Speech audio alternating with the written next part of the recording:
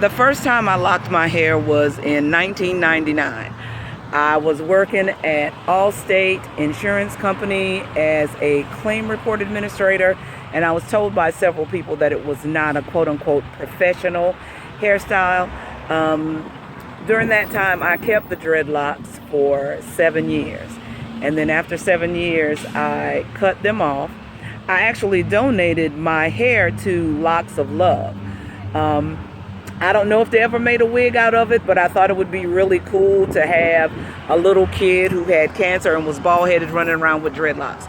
And my mother also had cancer. That was kind of what took her out, and so I just felt like I needed to do something that would kind of represent her memory.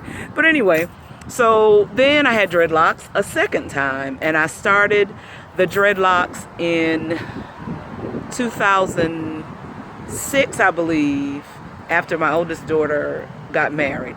And I kept them for another 5 years, and then having hot flashes and going through all the different things that women go through as they reach the age of menopause, I cut them off.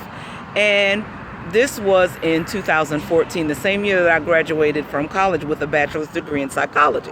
I'm proud to say that, so that's why I bring it up all the time, because it was 33 years after I graduated from high school. But so for the last 2 years, I've been trying to figure out what to do with my hair.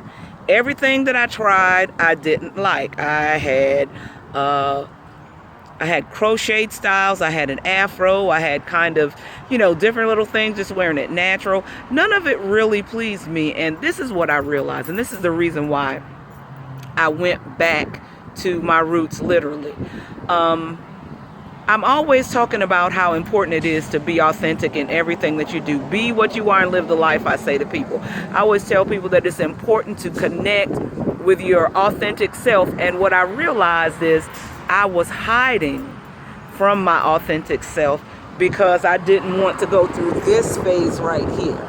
You know how when your locks look like they're really short and people make disparaging comments and things like that about your hair. So I was trying to avoid that. And the moment that I realized that I was not being authentic, I actually took out the crocheted hair that I had. It was in an afro.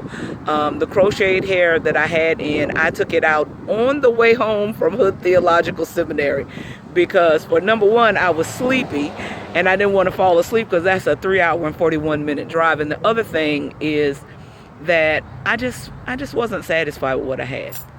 So the life lesson in this is that you are going to go through periods where you're not going to feel your prettiest, but you have to be confident enough to understand that trying to fit into somebody else's standard of beauty, a standard of beauty that was never intended for you in the first place, is not really a good thing to do. So I have decided that I'm going to chronicle my journey as I go back to my roots and lock my hair again.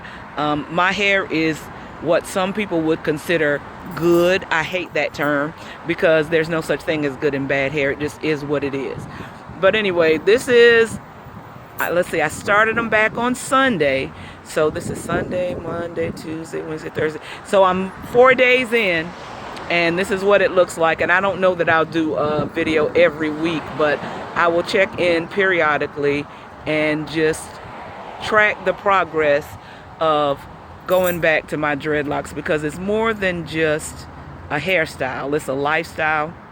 There's so many things that you learn about yourself, and you learn to become more confident in who you are as you embrace yourself as a black woman or man, and everything that that entails. And one of the things that it entails is hair that looks like this.